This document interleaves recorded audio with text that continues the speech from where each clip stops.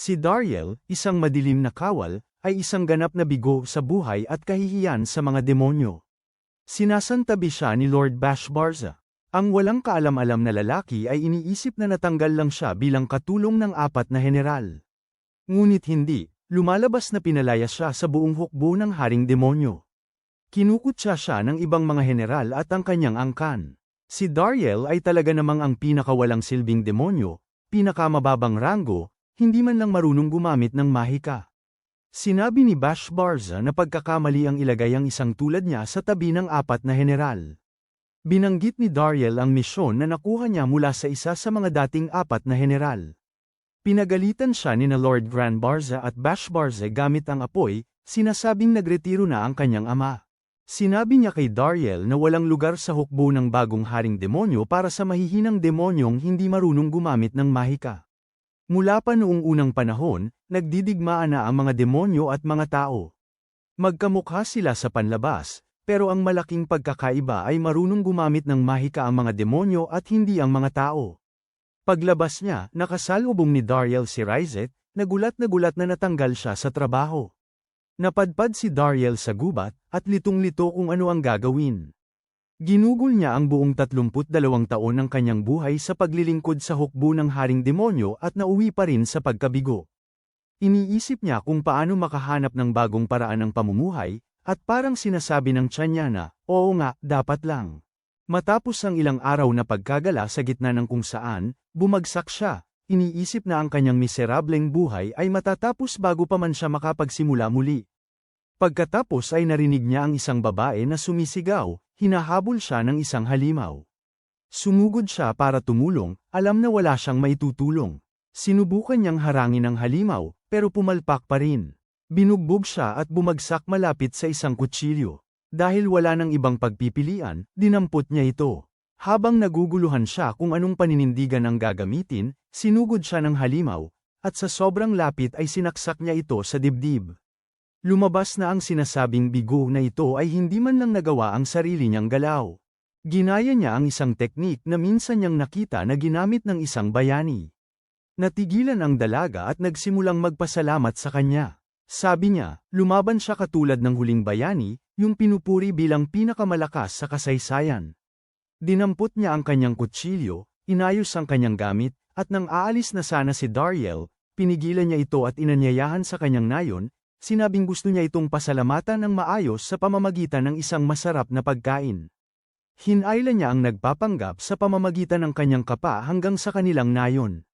Dinala niya ito sa kanyang mga magulang at humingi ng paumanhin dahil hindi siya nakapagpakilala kanina. Sabi niya, ang pangalan niya ay Malika. Pinagpapawisan si Dariel dahil alam niyang nasa teritoryo siya ng mga tao. At kung malaman nila na isa siyang demonyo, baka patayin nila siya. Tanong ni Malika kung bakit siya naroon sa gubat. Sabi niya, ang anak ng dating amo niya ay pumalit sa negosyo ng pamilya at tinanggal siya sa trabaho, at dahil doon siya nakatira sa tirahan ng kumpanya, kinailangan niyang umalis agad. Iminungkahi ni Malika na tumira siya sa kanilang nayon dahil kailangan niya ng mapuntahan. Sabi niya, marami silang bakanteng silid at tinanong ang kanyang ama kung okay lang. Pumayag ang kanyang ama, sinasabing ang kanilang nayon ay laging naghahanap ng mga bagong residente, at sino man na sapat na malakas para talunin ng isang halimaw ay malugod na tinatanggap. Pagkatapos pag-isipan, tinanggap ni Dariel. Nang gabing yun, kumatok si Malika sa pintuan ni Dariel at nagpasalamat sa kanya sa lahat. Sabi niya, siya raw lagi ang inaasahan ng mga tao, kaya hindi pa siya naingatan ng isang lalaki, at natuwa siya na sa wakas ay may nag-ingat sa kanya, kahit na nagkataon lang. Sa agahan, sinabi ng tatay ni Malika kay Dariel na mayroon siyang trabaho para sa kanya. Sabi niya, siya ang pinuno ng samahan sa nayon at gusto niyang maging adventurer si Dariel. Sinimulan niyang ipaliwanag, ang isang adventurer ay nagpaparehistro sa samahan, lumalaban sa mga halimaw, at nangongolekta ng mga damo. Ngunit bago pa siya matapos, tinanong ni Dariel kung may iba pang trabaho, tulad ng pagtatrabaho sa bukid. Sabi ng tatay ni Malika, hindi raw bagay ang kanyang pangangatawan sa pagtatrabaho sa bukid at inabot sa kanya ang formularyo para sa pagpaparehistro sa samahan. Narinig na ni Dariel ang tungkol sa ritual na ito, na tao lamang ang maaaring magparehistro, at ang mga especially iyan ang demonyo na nabibigo ay napupulupot sa benda mula ulo hanggang paa. Sinubukan niyang magdahilan at tumakas, pero pinilit nila siyang magparehistro sa gulat. Pumasa siya. Lumaki si Dariel sa piling ng mga demonyo, kaya hindi niya kailanman kinwestiyon ito, ngunit ngayon ay nagulat siyang malaman na tao pala siya noon pa man. Noong araw, natagpuan ni Lord Granbarza si Dariel, at nagtrabaho siya bilang sundalo sa hukbo ng hari ng demonyo, ngunit matapos siyang tanggalin sa trabaho, naging palaboy siya at wala siyang ibang pagpipilian ngayon kundi manatili sa nayon at mamuhay bilang isang tao. Sinimulan ng tatay ni Malika na sanayin si Dariel para maging isang adventurer. Leksyon 1. Paano hawakan ang aura? Sabi niya bawat tao ay ipinanganak na may aura, at ang mga adventurer ay kayang ipasok ito sa kanilang mga sandata para lumaban.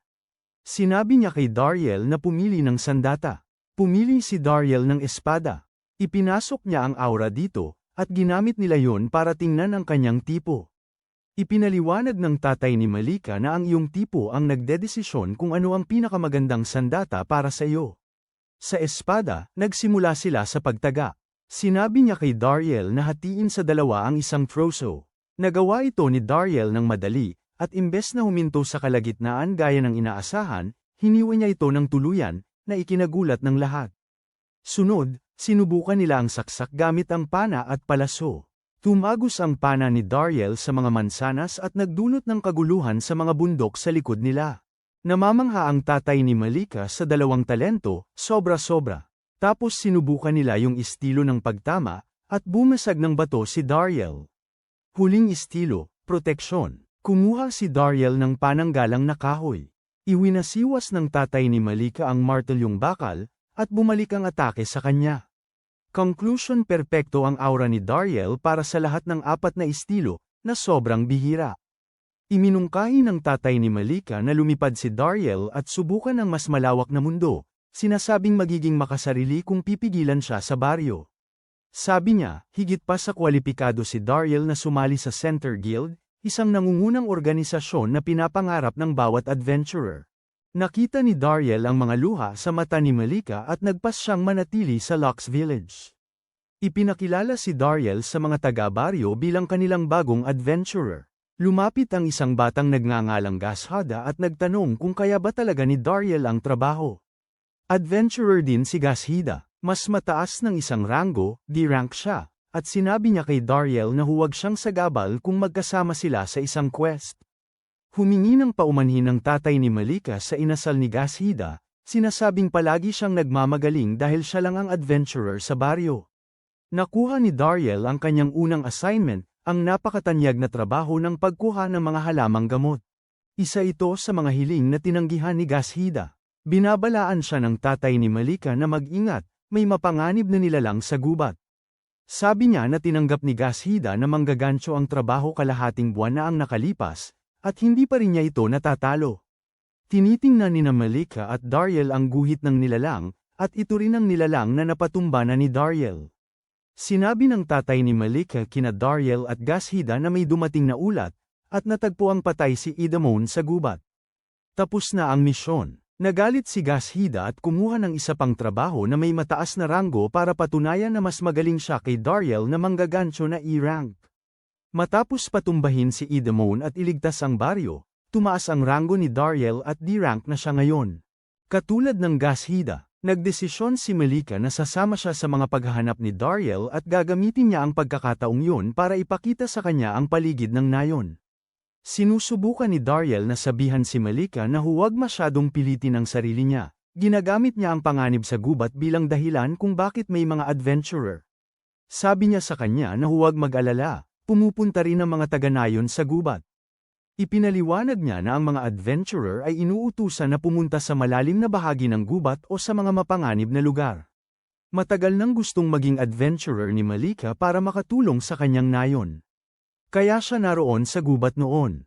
Habang umaakyat siya ng bundok, sinusundan siya ng tingin ng lalaki hanggang sa tuktok. Narating nila ang lugar para sa mga halamang gamot at nagtrabaho na. Walang silbi si Dariel, nahihirapan hanapin ang eksaktong dahon, kahit may hawak na litrato. Ang tanga, binunot ang buong halaman imbes na kumuha ng isang dahon. Pumunta sila sa susunod na lugar para sa isa pang dahon at nakakita ng bakas ng USA. Iminungkahi ni Malika na hulihin nila ito para mayroon silang ulam sa hapunan. Kahit malakas si Malika, natatakot siyang makipaglaban, kaya hindi niya nakayanan ang halimaw. Sabi niya may pabor siyang hihingin at sinabi niyang sige. Namumula ang pisngi niya, hiniling niya na tawagin siyang Malika, hindi Miss Malika. Pumayag si Dariel at tumakbo siya para yakapin ito. Nakita niya agad ang USA pagkatapos at biglang namula ang USA. Sumugod ang USA sa isang halimaw at tila mas malakas pa ito. Sa USA, at ikinulong ang halimaw, bigla silang sumugod at pinabagsak silang dalawa. Tapos kinaladkad sila pabalik sa nayon. Tuwang-tuwa ang mga taga-nayon sa ginawa ni Dariel at nagkukumpulan sa paligid. Nakita ito ng inutil na si Gashida at sobrang nagalit dahil ang halimaw na pinatay ni Dariel ay siya ring halimaw na nasa misyon na kinuha niya. Lumipas ang mga araw at nasanay na si Dariel sa buhay sa nayon, pero hindi pa rin makamove on si Gashida sa galit niya kay Dariel. Pagkatapos tapusin ang kanyang misyon sa pangangalap, umuwi si Dariel. Sinabi ng tatay ni Malika sa kanya na medyo nawawala sa kontrol si Gashida matapos kunin ni Dariel ang target niya ng 2 beses. Sabi ni Malika, si Dariel ay walang ginawang masama, naghanap lang siya ng mga halimaw kapag may pagkakataon, nakaraniwan at nakaugalian. Sabi pa ng kanyang ama, ang mga adventurer sa parehong guild ay dapat nagtutulungan, pero nag-aalala siya sa nangyayari. Ipinakita niya sa kanila ang isang quest na dumating bilang apurahang kahilingan noong narito pa si Gashida. Ang quest ay tungkol sa isang nagniningas na karit ng kamatayan, limitado sa C-rank, at mas delikado kaysa sa Idamone o Anthracite.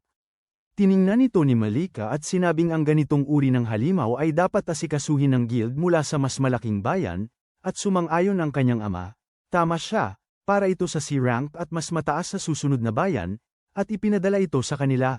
Para lang maging handa sila. Ganoon nakita ni Gashida ang sitwasyon.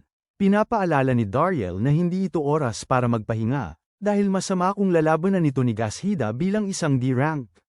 Sabi ng tatay ni Malika, ayos lang, nakapaglagay na ng malaking harang ang guild mula sa karatig bayan para harapin ito.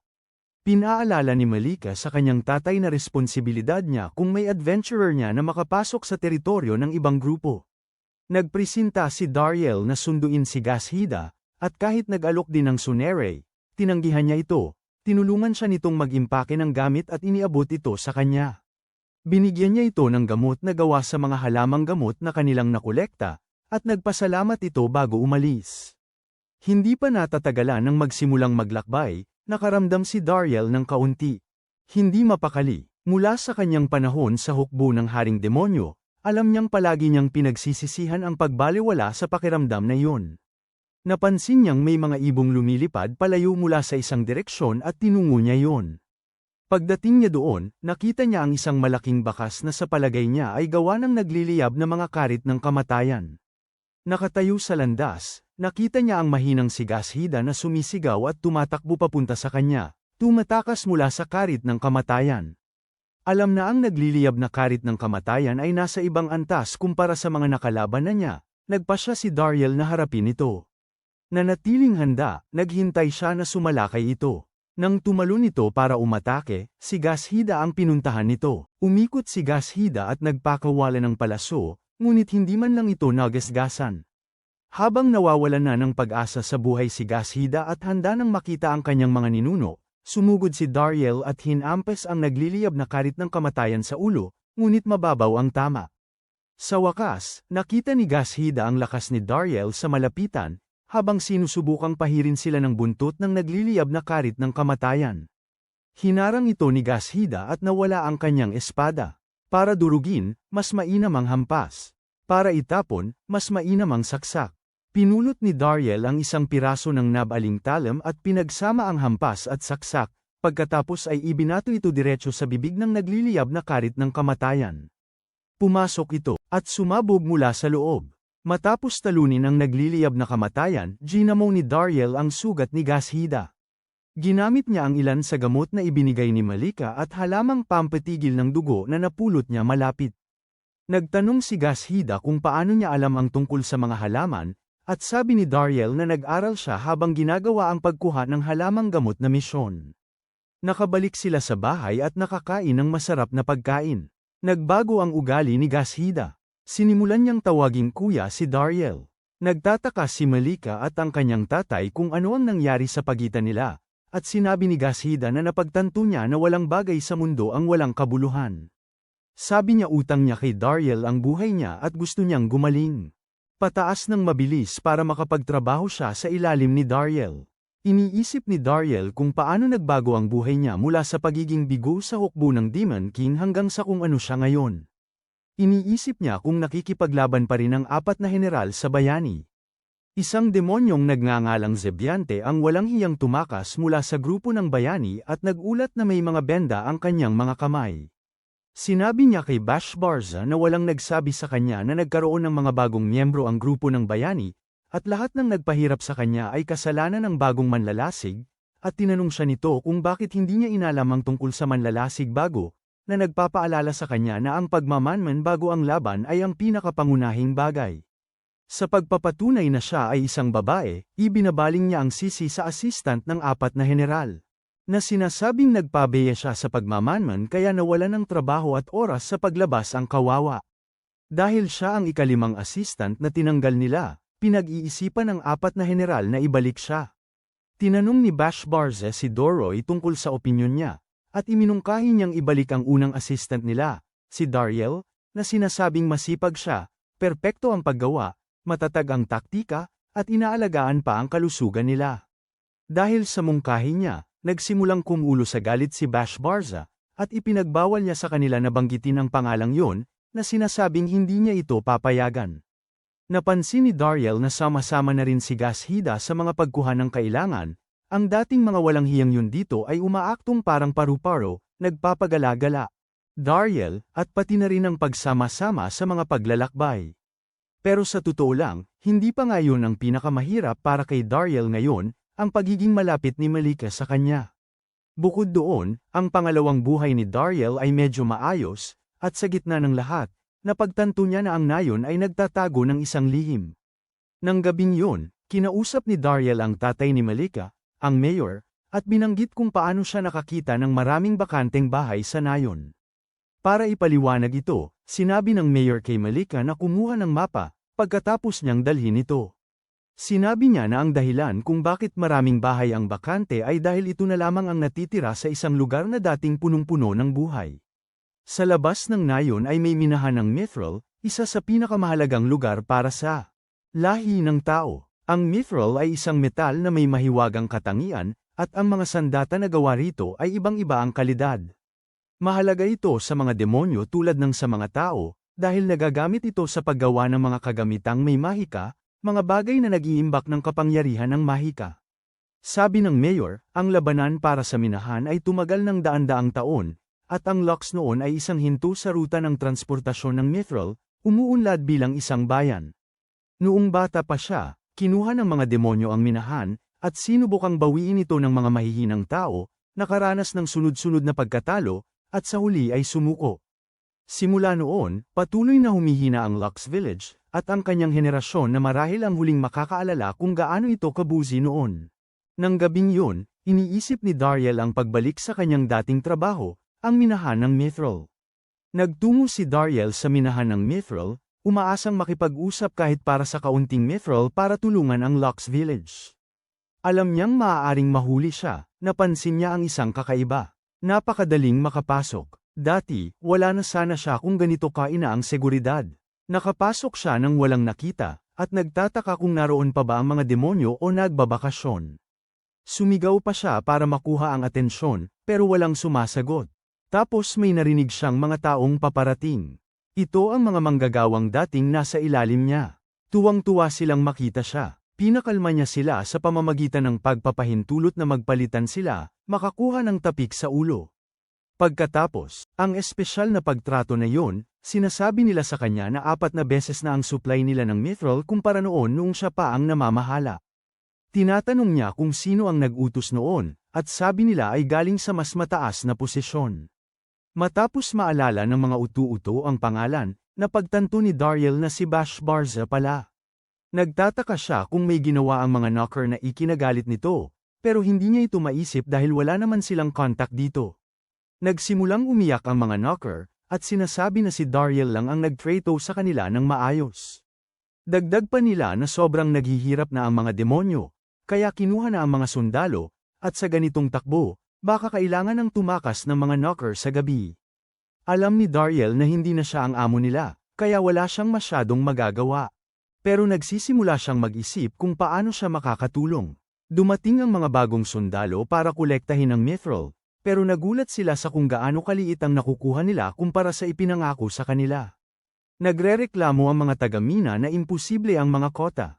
Nagmamakaawa sila sa mga sundalo na bigyan sila ng mas maraming oras, pero binyantaan sila ng isang sundalo na dudurugin sila at sinabihan na huwag silang magsalita na para silang magkakapantay. Sabi niya, mga demi-human lang sila, na nakatakdang maglingkod sa mga demonyo, at pinaalalahanan sila na ang mga utos niya ay kagustuhan ni Bash Barza. Binabalaan niya sila na maghanda sa bukas, o haharap sa mga kahihinatnan, at yun ang nagpagalit sa isa sa mga taga-mina. Hinampas ng taga-mina ang likod ng ulo niya gamit ang isang pala. Inutusan ng mga sundalo na patayin ang mga nangungutya. Ma'am, buli kaya kayo ng kasing laki nyo? Alam na ang mga nangungutya ay mga manggagawa, hindi mandirigma. Sumugod si Dariel, hinarap ang mga sundalo, at sinabihan silang umalis. Ipinakilala niya ang sarili bilang isang adventurong tao, at sinabi kung hindi sila aatras, sa kanya sila haharap. Ang nakakadiring nilalang na ginagamit ang pantalon ng nangungutya bilang pantakip sa mukha ay sinabihan ng commander na unahin ang mga walang kwentang buhay kung gusto nitong makipaglaban. Tumanggi ang commander na umatras, at kahit ayaw ni Dariel na manakit ng kahit sino, wala siyang magagawa. Isinilid niya ang kanyang espada, at sinabihan ang mga nangungutya na magtago. Habang nagsisimula ang mga demonyo na mag-chant, sumugod si Dariel at pinigilan ang isang spell sa pamamagitan ng pagtag sa isa habang nag-chant. Isang nangungutya ang nagdesisyon na lumaban. Dalawa, at sinugod ang isang sundalo sa gitna ng isang awit, ngunit sa halip na pasabugin ang pinalamanan na manyika, sinipa lang ito ng sundalo. Nagtataka si Dariel kung bakit hindi siya gumamit ng mahika, tapos naalala niya, sinasanay ang mga sundalo para labanan ng ibang sinanay na mandirigma. Dahil doon, sinubukan niya silang kausapin. Ipinaalala niya sa kanila na ang pagpatay sa isang hindi mandirigma ay gagawin silang mga mamamatay tao. Nagsimulang mag-alinlangan ang mga sundalo, ngunit inatake ni Komandante si Dariel, at inutusan silang huwag makinig. Inutusan niya silang magsimulang umawit, at nagbanta na susunugin ang sinumang sumuway. Sabay-sabay silang nagsimulang umawit, at sinimulan din ni Dariel ang kanyang awit, tapos sinugod silang muli. Nagtataka ang komandante kung bakit wala. Ang kanilang mahika ay gumagana, marahil ginugulo sila ni Dariel mula sa pinakamaikli hanggang sa pinakamahabang pagbigkas, o marahil solado na niya ang lahat ng pagbigkas dahil sa kanyang likas na kakayahan. Inuutusan niya silang lumipat sa mahika ng pagpapahusay, at sinisira rin ni Dariel ang kanilang mga buff.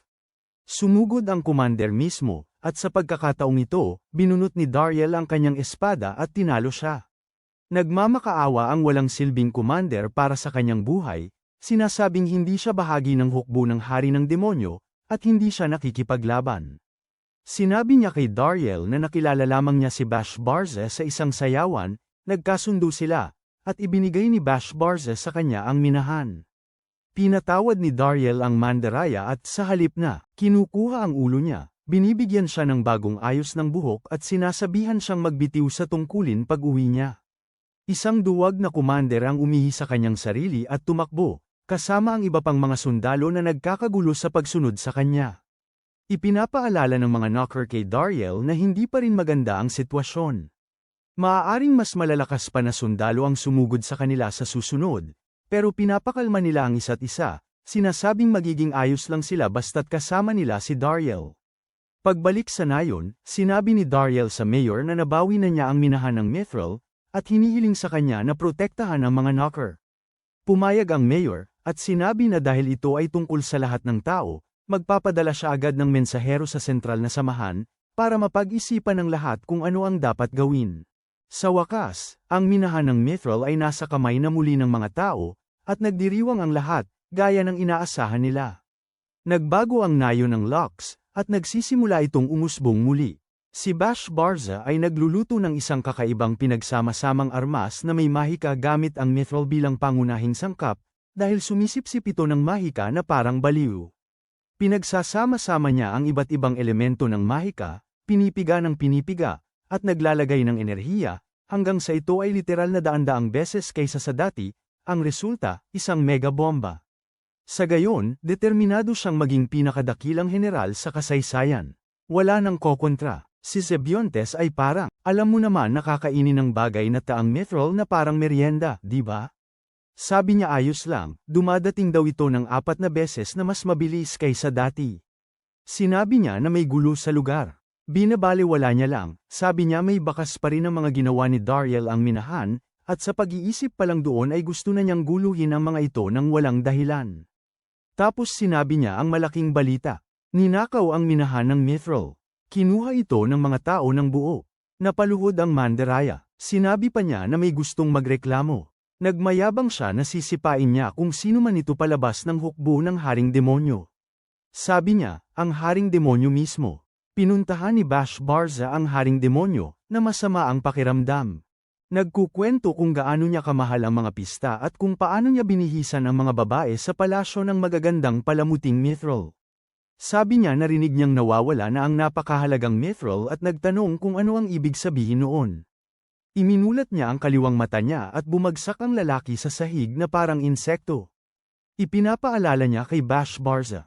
Binabalaan niya siya tungkol sa walang kwentang proyekto ng bomba. Hirap iangat ni Bash Barza ang ulo niya at sinasabi na ang parte para sa mga palamuti ay sakop ng sobrang order. Sinabi ng Demon King na imposibleng humingi ng 4 na beses na dami. Tapos ipinikit niya ang mga mata niya at inamin na ang tungkol sa mga palamuti ay paka na lang para pigilan siyang gumawa ng bomba. Sabi niya Bash Barza, gumawa ng napakalaki at walang kapantay na gulo at kailangan niya itong ayusin ngayon. Sinasabi niya rito na humingi ng tawad. Sinusubukan ni Bash Barza na sumagot ngunit pinutol siya ng Demon King, humingi ka ng tawad. Yumuko si Bash Barza na nakaharap sa sahig at humingi ng tawad. Sinabi ng Demon King sa kanya na dapat ay mas samandal siya kay Daryl. Maaaring nakatulong sana ito para makapag-isip siya ng maayos. Patuloy niyang pinupuri si Daryl, sinasabing si Daryl ang dahilan kung bakit naging matagumpay ang tatay ni Bash Barza bilang isa sa 4 na general.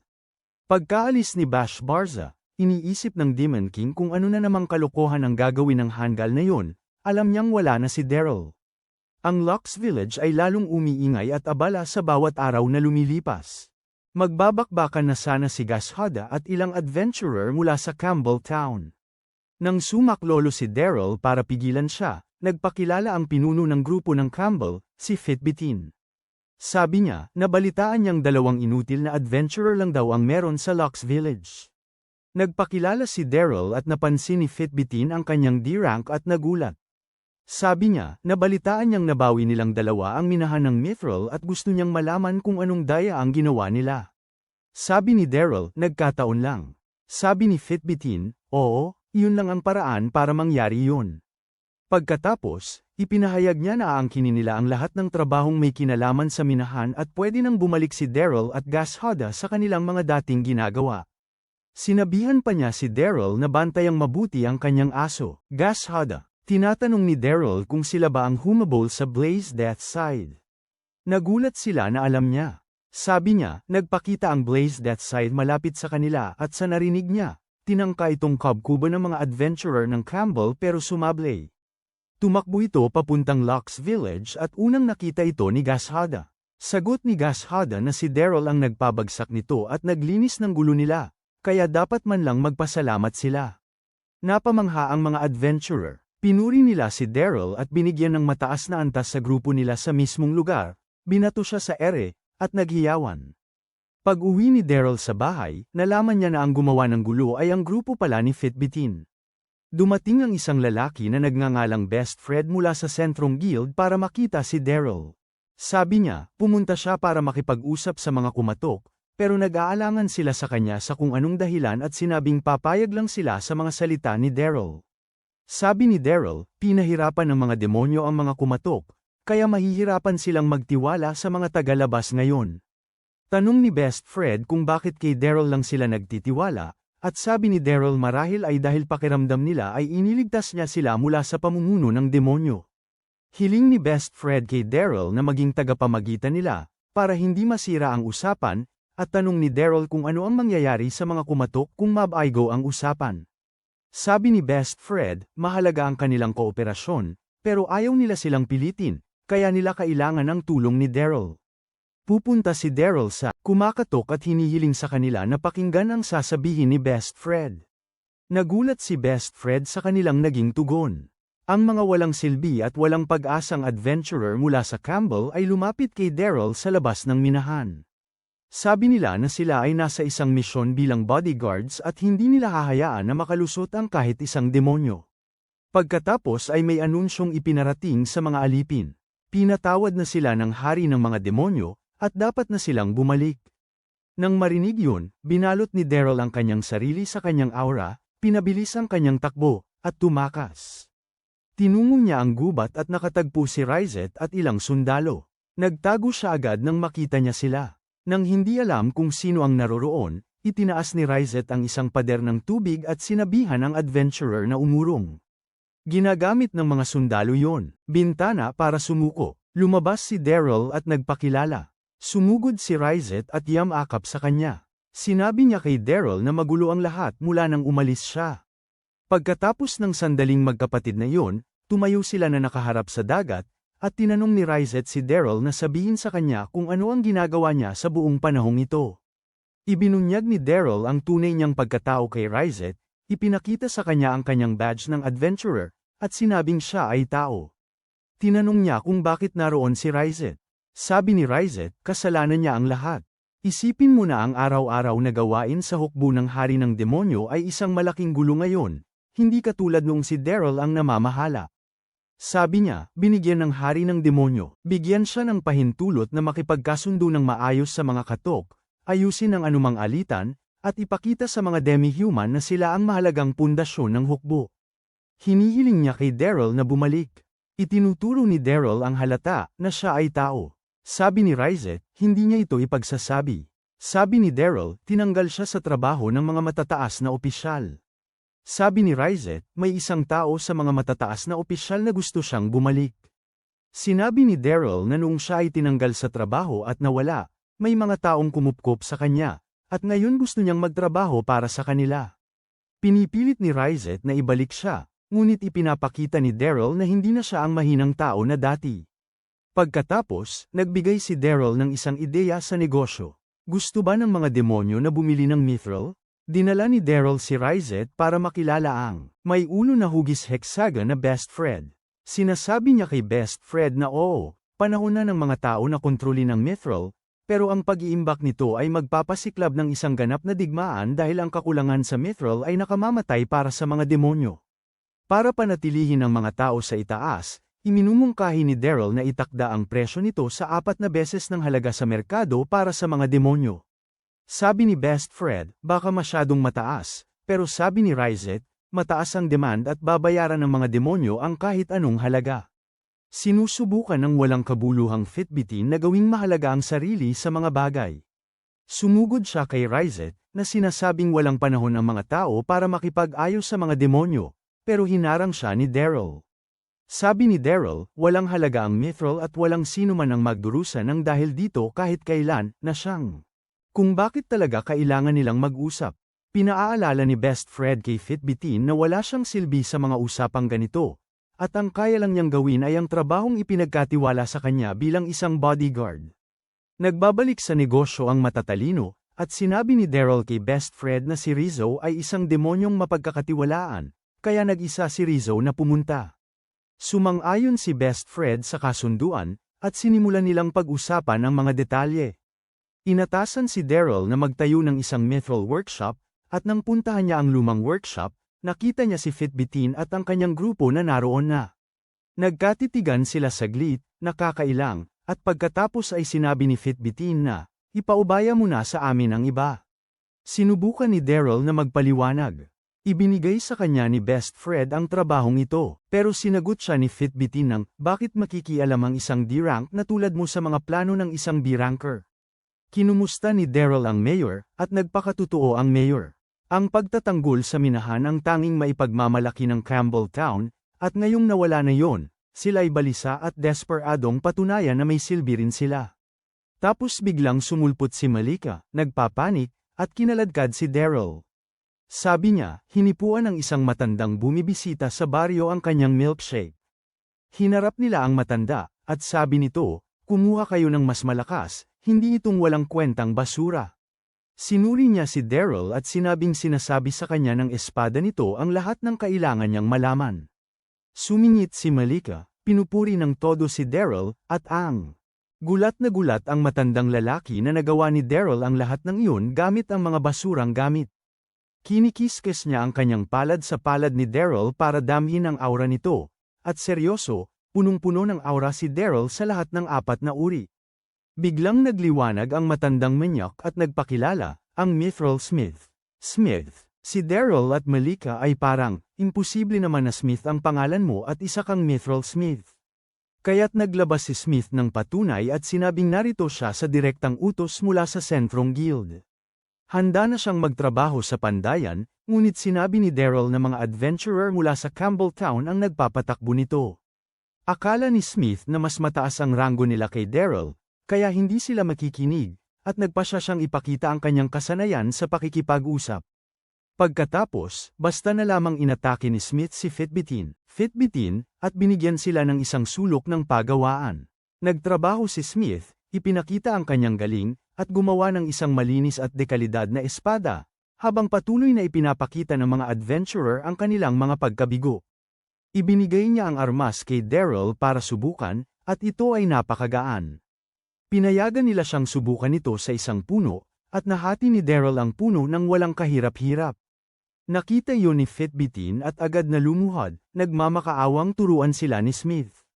Tinanggihan siya ni Smith at lumabas kasama si Daryl. Nagngingit-ngit si Fitbitin, alam na kumakampi si Smith sa isang D-ranker sa halip na sa kanya. Habang papunta, binawi ni Smith ang espada at sinabi na hindi ito bagay kay Daryl. Pagkatapos ay nagbukas siya ng kanyang puso. Ang pangarap niya ay gumamit ng mithril para gumawa ng isang bagay na hindi sibat o espada o anumang sandata. Ang pagdating sa baryong ito ay nagbigay sa kanya ng malinaw na larawan ng gusto niyang likhain, kaya hiniling niya kay Daryl na sumama sa kanya. Inamin niya na nakulimbat siya ng kapirasong mithril noong kaguluhan, at nagtayo ng pagawaan sa tulong ng kanyang apprentice. Ngunit may problema, hindi gagana ang ethanol furnace kung walang mahika.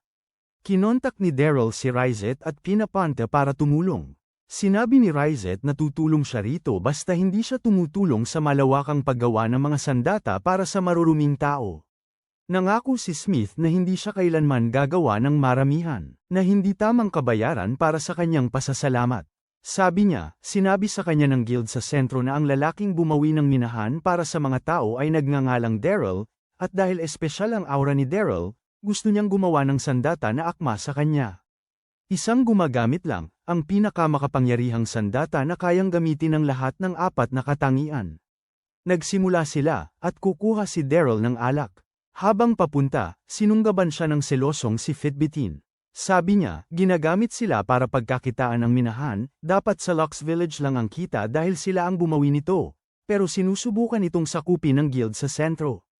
Iminungkahi niyang magsama sila, sabi niya mahina ang Lux Village mag-isa, pero kung kasama nila ang Campbelltown kaya nilang lumaban. Magalang na, bumababa, sumabog si Fitbitin at hinamon siya sa isang duelo kinabukasan sa plaza ng baryo. Nabalitaan ito ng mayor, at nag-alala dahil sa agwat ng kanilang ranggo. Ipinaliwanag niya na ginagamit ng mga tao ang mga duelo para makaganti, dahil kung may mamatay sa isang duelo, hindi ito maituturing na pagpatay. Kung umatras si Daryl, mawawala sa Campbelltown ang minahan. Pumayag si Daryl, at nag-alok si Smith na turuan siyang gumamit ng sandatang mithril. Dumating ang araw ng duelo. Dumating ang magkabilang panig na may gamit na mithril. Ipinagmayabang ni Bob Ong Fitbitin ang kanyang peking laruan na mithril na parang inorder niya sa AliExpress at humalakhak ng ilabas ni Daryl. Is no limit. He stabs Fitbitin through his chip armor. Fitbitin is restrained and cannot move. Isang kutsilyong mithril. Inilatag ng mayor ang mga patakaran. Maglaban hanggang may sumuko o hindi na kaya pang magpatuloy. Pamwesto si Daryl. Marami siyang kailangang protektahan at kailangan niyang manalo. Bago ang hudyat, nag-alok pa si Fitbitin na maghintay habang kumukuha si Daryl ng tunay na sandata, ngunit pagkatapos ay ginulat siya ng unang atake ni Daryl. Sumugod si Fitbitin para lumapit at iniunat ni Daryl ang kanyang talam para itulak siya pabalik. Sa wakas ay nakalapit si Fitbitin at hiniwa ni Daryl ang kanyang murang panangga mula sa Walmart gamit ang espada ni Hermes. Ang talam na ito ay maaaring magbago ng hugis batay sa aurang dumadaloy dito, at sa aura ni Daryl ay walang limitasyon. Sinaksak niya si Fitbitin sa kanyang murang baluti. Nahadlangan si Fitbitin at hindi makagalaw. Walang limitasyon sa kanyang mga anyo. Pinuputol ni Daryl ang espada ni Fitbitin, na dapat sana'y automatikong pagkatalo niya dahil hindi siya makalalaban ng walang armas. Pilit pa ring pinapatay si Daryl, nagtawag si Fitbitin ng isang mahabang espada na gawa sa mithril, at ginawa ni Daryl ang kanyang espada na isang latigo. Sumugod si Fitbitin at muling natalo, pinaglaruan ng latigo ni Daryl na parang bata. Pagkatapos ng laban, humingi ng paumanhin si Best Fred kay Daryl at nangako na ang mga adventurer at ang kanilang guild ay haharap sa malubhang parusa. Hiniling ni Daryl na siya ang magdesisyon sa parusa, at sumang-ayon si Best Fred. Iniutos ni Daryl na ayusin nila ang lahat ng bahay na nasira sa laban. Pagkatapos, inimbita ni Best Fred si Daryl na magtrabaho sa guild sa sentro. Habang pinag-iisipan nito ni Daryl, lumapit si Malika at nagtanong kung pwede silang mag-usap. Alam ni Daryl na malaki ang pagkakamali niya, at sa puntong ito, halos inaasahan na niya ang kaparusahan. Binawi ni Malika ang katahimikan at sinabi niyang gusto niya sanang magkaroon ng mas maraming oras para mag-usap nang malaman niyang pupunta siya sa guild sa sentro. Sinabi niya sa kanya na gumanda ang pamumuhay sa baryo simula nang dumating siya, at simula nang ibalik niya ang mithril, maraming tao ang nagsimulang dumating. Nagpasalamat siya sa kanya sa pagbibigay sa kanya ng kakaibang pakiramdam, at sinabi niyang susuportahan niya siya kasama ng lahat magpakailanman. Kaya dapat ibigay niya ang lahat ng kanyang makakaya sa guild sa sentro. Alam niyang siya yung tipo ng taong patuloy na nakangiti, para sa ikabubuti ng lahat, kaya sinasabi niya sa kanya na hindi siya pupunta. Sabi niya pinag-iisipan niyang tanggihan ang alok dahil pakiramdam niya na tahanan niya ang Lux Village. Narinig yun ni Malika at napaiyak sa tuwa, sinasabi na masaya siya na makakasama pa rin niya ito. Parang eksena sa Bollywood, naglapat ang kanilang mga noo, at ang taga rito ay mayroon na ngayong mas maraming dahilan para manatili sa village. Sa Demon Castle naman, pinuntahan ni Bashbarza ang kanyang ama, tapos nakita niya ito sa labas na nagpapainit ng isang higanteng bowl ang apoy at tinanong kung ano ang ginagawa nito. Sabi ng tatay niya, nagpapagaling siya para gumaling agad ang sugat na nakuha niya sa bayani. Inimbita niya si Bashbarza sa loob, at tinanong ang walang kwentang anak kung maayos ba ang kanyang pag-unlad sa apat. Mga general, sabi ni Bashbarza, siya raw, at tinatanong ng kanyang ama kung nakikinig ba siyang mabuti sa sinasabi ni Daryl. Ipinapaliwanag niya na nagkagulo ang lahat nang i-anunsyo niyang magre-retiro na siya, at dahil siya ang pinakamalakas, ayaw talaga nilang bumaba siya sa pwesto. Ikinakaba ng lahat ang kabataan ng apat na kasalukuyang general, dahil inaasahan silang magiging mga hanggal, pero pinawi ni Daryl ang lahat ng pag-aalala na iyon. Nagsilbi siyang perpekto bilang katulong ng nakaraang apat na general, at dahil nanatili siya, nagawa nilang pigilan ang mga pagtutol.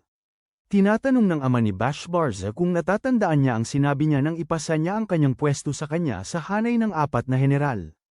Inuulit ni Bashbarza, ang pagkakakilala niya kay Daryl ang pinakagandang swerte sa buhay niya, at ang pagbabahagi ng swerteng yun kay Daryl ang paraan niya para ipagdiwang ang pagkuha nito sa posisyon. Tinatanong siya ng kanyang ama tungkol kay Daryl, at kung hindi ba siya nagbibigay ng anumang problema kay Daryl, at nagsisinungaling ang paslit, sinasabing hindi niya gagawin iyon. Nagpatuloy ang kawawang tanga sa pagsasabing mahusay ang paglilingkod ni Daryl bilang katulong sa apat na general at walang dapat ipag-alala. Ibinalibag ng kanyang ama ang mesa sa kanyang mukha at sinundan nito ng isang napakalakas na suntok. Nanlilisik ang mga mata. Sinabi niyang napakaraming demonyo ang umapila sa kanya, sinasabing ang kanilang mga anak at pamangkin ay tinanggal bilang katulong sa apat na general at humihingi ng awa. Sinabi niya na hindi siya naniniwalang magiging sapat na tanga si Bashbarza. Sayangin ang kayamanan na tulad ni Daryl. Inutusan niya si Bashbarza na ibalik agad si Daryl at magmakaawa sa kanyang paanan, humihingi ng kapatawaran, dahil yun na lamang ang tanging paraan para makapagpatuloy siya bilang isa sa 4 na heneral. Tumindig si Bashbarza laban sa kanyang ama at sinabing hindi niya kailanman aasa sa basurang tulad ni Daryl. Ipinahayag niya na siya ang anak ng pinakamalakas sa kasaysayan, si Gran Barza, at magtatagumpay siya sa sarili niyang lakas. Kinabukasan, inutusan si Daryl na asikasuhin ang tambak na mga misyon ng pag-iipon ng mga halamang gamot. Pumayag siya, ngunit una ay tinulungan niya ang nanay ni Malika sa paglalaba. Nakikita kung gaano naging malapit sila ni Malika, nagsimulang mag-isip si Daryl tungkol sa pagpapakasal. Siya, dahil sa mga nakaraang sandali nila, naiilang siya sa mga magulang niya. Pagkatapos, kumuha ng palakol ang mayor at sinabi kay Daryl na gusto niyang magkausap sila ng sarilinan sa kanyang opisina. Sinabi niya kay Daryl na nagkakaedad na sila ng kanyang asawa, at panahon na para sa henerasyon ni na Daryl at Malika. Hinala ni Daryl na alam na ng mayor ang nangyari kagabi. Sinabi ng mayor na gusto niyang palitan siya ni Daryl bilang mayor, at nagulat si Daryl. Nakatingin si Malika mula sa likod, at tinanggap ni Daryl. Pero una, hinihingi niya ang kamay ni Malika para pakasalan at nangangako na iaalay ang lahat para pasayahin siya. Pumayag ang mayor, at pagkatapos ay formal na nag-propose si Daryl kay Malika. Pagkatapos ng isang masayang selebrasyong Bollywood ng kagalakan, tinanggap niya at sinabi niyang silang tatlo ay magiging masaya. Oo, talagang tinanggap niya ang mga binhing yun kagabi. Napangasawa ni Daryl si Malika at naging mayor ng Lux Village, at sa sumunod na taon, patuloy na lumalaki ang Lux Village. Umuwi si Daryl at sinalubong siya ng kanyang asawa, si Malika, at ang kanilang anak na si Gran. Sumugod si Gashida at sinabi sa kanya na darating na ang bayani. Tinanong ni Daryl ang guildmaster, ang tatay ni Malika, kung talagang importante ba ang bayani, at sinabi ng guildmaster na ang trabaho ng bayani ay talunin ang haring demonyo. Ang titulo ay napupunta lamang sa isang tao, at sila ang pinakamalakas sa lahat ng mga adventurer. Nakikita ng mga demonyo ang bayani bilang isang taong lumalaban sa kahit sinong inaakala niyang banta, kahit sino pa man sila. Nagtataka si Daryl kung bakit pupunta dito ang bayani, siguro para harapin siya, isang dating kasapi ng hukbo ng hari ng demonyo. Inatasan ng guildmaster si Daryl na batiin ang bayani. Pagdating ng bayani, tinatakpan ni Daryl ang kanyang mukha ng kaunti, ngunit nagulat siya na hindi ito ang lalaking may balbas na dating kilala niya. Ang bayani ay isang babae, humakbang siya para sa mga formalidad, at ipinakilala ng bayani ang kanyang sarili bilang lady. Ipinakilala ng tagapamana ng sibat ang kanyang sarili bilang Sisha, at ang kalasag.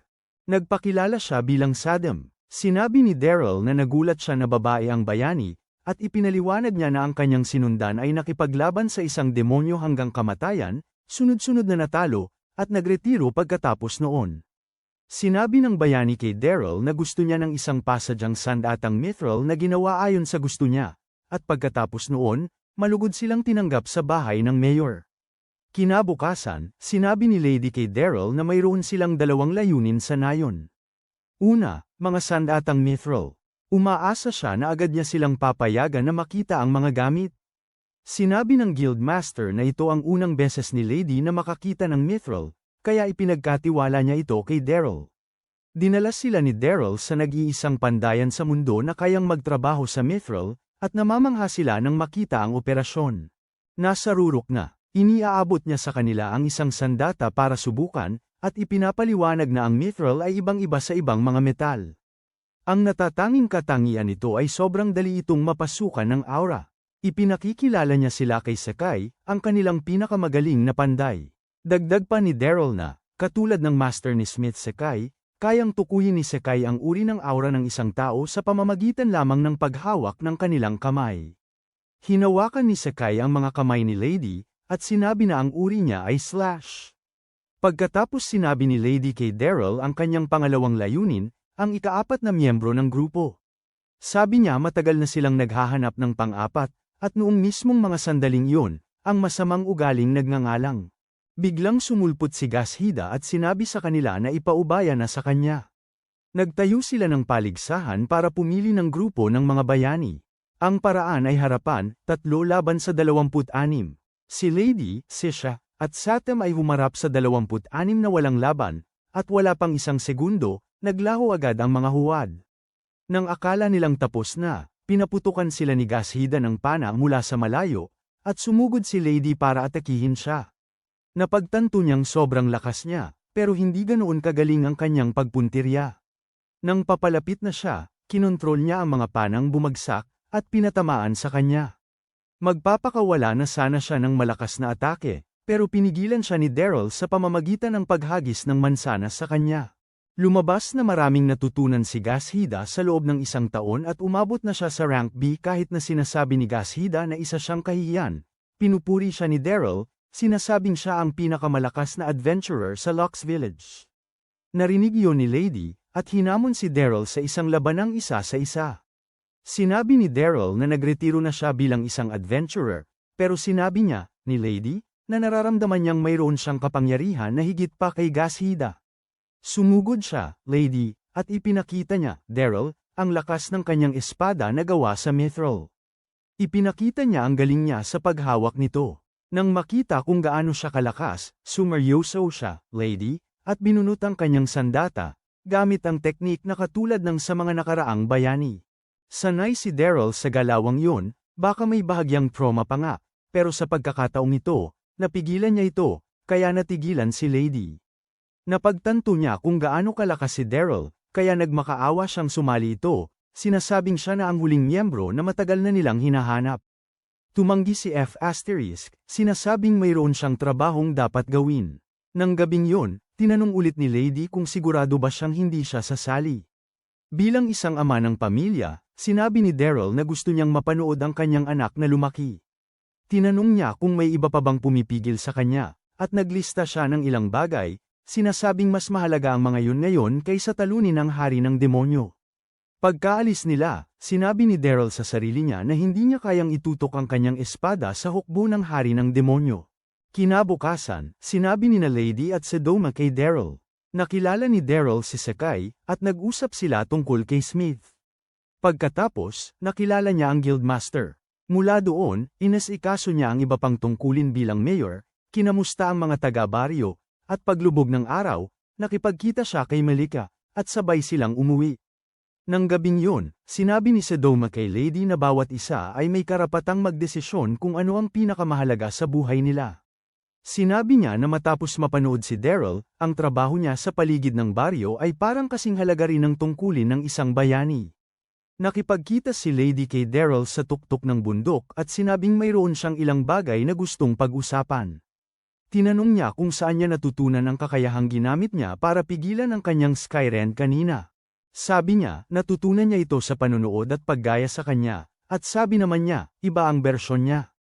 Ipinaliwanag niya na may mga taong may kakayahang magpalabas ng aura, pero may isang tao na higit sa lahat, na ang Skyren ay ibang-iba, ang dating bayani, si Alan Seal. Sabi niya, ang galing ni Alan Seal ay sobrang lakas. Kaya pinalitan ang pangalan at naging nakakatakot na Emperor Skyren, at ang ginamit ni Daryl ay mismong yun. Hindi raw napagtanto ni Daryl na ganoon ito kalaki dahil panay ang gamit nito ng dating bayani na parang wala lang. Sabi niya, wala siyang ideya kung ano talaga yon, at ikinagulat niya yon. Itinutok niya ang kanyang espada sa kanya at tinanong kung sino talaga siya. Sabi niya, malakas siya at matalino, pero hindi niya alam ang mga simpleng bagay na alam ng lahat. Gayunpaman nababasa niya ang galawan ng espada ng bayani. Sinasalakay siya ng mahinang bayani, at naiilaga niya ang lahat. Sinasabi niya sa kanya na kailangan niyang ipagtanggol ang sangkatauhan sa tabi niya at sumama sa kanya para labanan ang Demon Lord. Sinasabi sa kanya ng walang gulugad na impostor na lumalaban ang hukbo ng Demon King para itaboy ang bayani na pumapatay sa Demon King, kaya nagtatanggol sila, ibig sabihin walang labanan basta't hindi umaatake ang bayani. Sabi ng Lady, ang Demon King ang sum-ire kay Alan Seal at ginawa siyang isang halimaw na walang awa. Noong kakasimula pa lamang ni Alan Seal bilang bayani, masaya siyang namumuhay kasama ang kanyang asawa at mga anak, pero nagbago ang lahat noong sinalakay sila ni Bess Aitan, isa sa 4 na general. Pinatay ni Bess Aitan ang asawa ni Alan Seal, at hanggang ngayon, nawawala pa rin ang anak ni Alan Seal. Iyon ang nagpaalab sa kanyang galit sa mga demonyo, at ang galit na iyon ay naipasa kay Lady. Sinasabi ni Daryl kay Lady na nakipaglaban siya sa mga sundalong demonyo sa mina ng Mithril, at nag-atubili silang pumatay ng mga hindi mandirigma. Sinabi niya sa kanya tungkol sa pagpapadala ng mga demonyo kay Rizet upang makuha ang tiwala ng mga demi-human. Sabi niya ay ayaw niya ng anumang labanan dahil siya ay may pamilya sa magkabilang panig. Tumalikod siya at sinabing napakabait niya, isang taong hindi dapat madamay sa digmaan. Sabi niya noon pa man ay iniisip niyang kulang siya ng ika-4 na miyembro ng partido, pero ang kailangan niya talaga ay pusong kasing lakas ng sa kanya. Itinalaga niya ito bilang kanyang guro, sinasabing walang mas malakas pa sa kanya maliban sa nakaraang bayani. Batid na maaaring ito na ang pagkakataon niya upang pigilan ang digmaan, tinanggap niya ang tungkulin, at umuwi sila. Napahamak si Daroya sa paghahanap kay Daryl, at dahil wala na si Bash Barza, umaasa siyang matutulungan siya ni Zebby Antis na hanapin si Daryl gamit ang mahika ng hangin, pero nawawala rin si Zebby Antis. Nakatagpo ni Rizet si Daryl sa bahay nito, at pinanood sila ni Zebby Antis mula sa tuktok ng isang kalapit na puno.